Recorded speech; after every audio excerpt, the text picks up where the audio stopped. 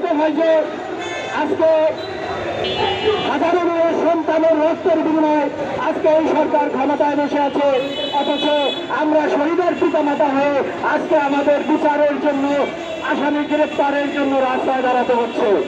অত্যন্ত পরিতাপের বিষয় যে আজকে আমরা কেন রাজপথে নামবো। আপনারা দেখেছেন যে বিভিন্নভাবে এই একটি বছর আমাদেরকে প্রহসন দেখিয়েছে, বিচারের নামে আমাদেরকে প্রহসন দেখিয়েছে।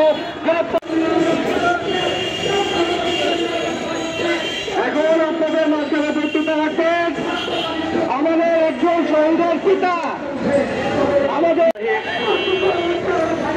আমি শহীদ শাহরিয়ার হাসান। আজকে আমাদের এই আসিফ নজরুলের পদত্যাগের জন্য আমাদেরকে রাস্তায় নামতে হচ্ছে। আমরা স্পষ্ট, যাই হোক, এরপরে আমরা চেয়েছিলাম বিচার, আসামি গ্রেপ্তার এবং শহীদ পরিবারের সম্মান। আমরা বেশি কিছু চাই।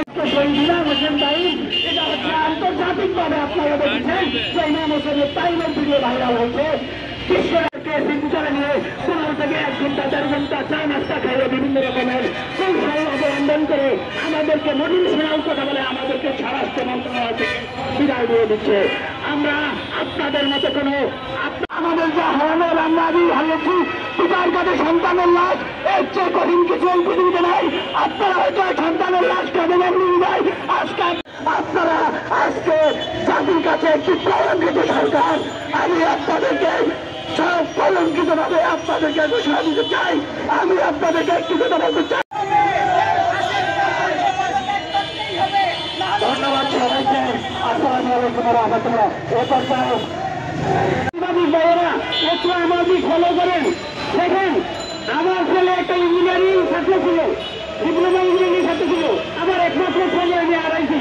আমি আন্তর্জাতিক ট্রাইব্যুনালে অভিযুক্ত করছি, আমার অভিযুক্ত থাকেন।